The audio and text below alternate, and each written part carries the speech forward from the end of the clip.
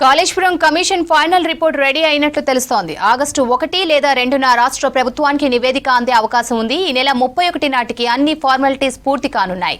Report సిద్ధమయ్యాక ముందుగా irrigation శాఖ సెక్రటరీకి అందించనున్నారు. అక్కడి నుంచే రాష్ట్ర ప్రభుత్వానికి నివేదిక చేరే అవకాశాలు ఉన్నాయంటున్నారు.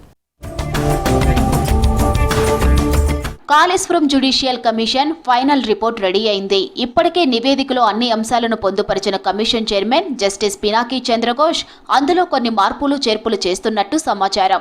ఎలాంటి లోటుపాట్లు లేకుండా, లొసుగులు రాకుండా అన్ని జాగ్రత్తలు తీసుకుంటున్న కమిషన్ ఈ నెల 31 నాటికి సమగ్రమైన రిపోర్టును సిద్ధం చేసే పనిలో ఉంది.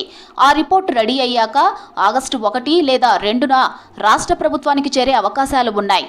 అయితే రిపోర్టును నేరుగా ప్రభుత్వానికి కాకుండా ముందుగా ఇరిగేషన్ శాఖకు ఇచ్చే అవకాశాలున్నాయని తెలుస్తోంది. కమిషన్ ఆఫీసు నుంచి రిపోర్టును ఇరిగేషన్ శాఖ ముఖ్య కార్యదర్శి స్వీకరించే అవకాశాలు ఉన్నాయని చెబుతున్నారు.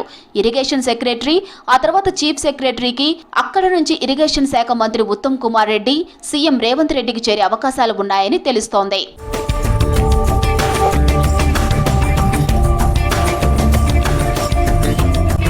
రిపోర్టు తయారు చేస్తున్న కాళేశ్వరం జ్యుడిషియల్ కమిషన్ ప్రజాప్రతినిధులపై సుప్రీంకోర్టులో నడుస్తున్న కేసును దగ్గర నుంచి పరిశీలిస్తున్నట్టు తెలిసిందే. లంచం లేదా ఆర్థిక అవకతవకలకు పాల్పడిన ఎంపీలు, ఎమ్మెల్సీలు, ఎమ్మెల్యేలపై అనర్హత వేటు వేయొచ్చా లేదా అన్న అంశంపై ప్రస్తుతం సుప్రీంలో కేసు నడుస్తోంది.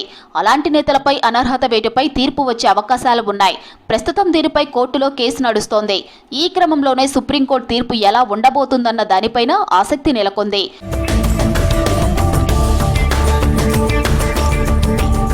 కాళేశ్వరం ప్రాజెక్టుకు సంబంధించి మాజీ సీఎం కేసీఆర్తో పాటు మాజీ మంత్రులు హరీష్, ఈటెలు కూడా కమిషన్ విచారణకు హాజరయ్యారు.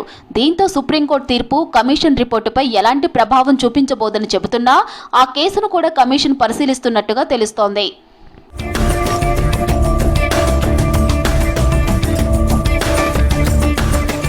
కాళేశ్వరం ప్రాజెక్టులో అత్యంత కీలకమైన మేడిగడ్డ బ్యారేజ్ 2023 అక్టోబర్ 21న కుంగిపోయింది.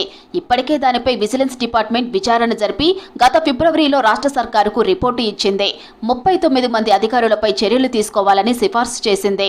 2024 మార్చిలో సర్కార్ దేశ తొలి Lokpal, supreme court retired judge justice Pinaki Chandra Ghose చైర్మన్గా జ్యుడిషియల్ కమిషన్ను ఏర్పాటు చేసింది. జూన్ చివరి వారంలో ఇక్కడికి వచ్చిన చైర్మన్ జస్టిస్ ఘోష్ విచారణను మొదలుపెట్టారు. ఫస్ట్ ఫేజ్ విచారణలో భాగంగా అధికారులను పిలిచి వారి నుంచి వివరణ తీసుకున్న జస్టిస్ ఘోష్ అందరి నుంచి అఫిడవిట్లను తీసుకున్నారు. అయితే అనేక దశల్లో విచారణ చేయాల్సి ఉండటం, ఓపెన్ కోర్టులు నిర్వహించాల్సి రావడంతో వివిధ దఫాలుగా 7 సార్లు కమిషన్ గడువును సర్కార్ పొడిగించింది. ఈ నెల 31తో కమిషన్ గడువు ముగియనుంది. ఆలోపే కమిషన్ రిపోర్టును పూర్తి చేయనుంది. విచారణలో భాగంగా కేసీఆర్, హరీష్, ఈటెల సహా మొత్తం 119 మందిని కమిషన్ విచారించింది.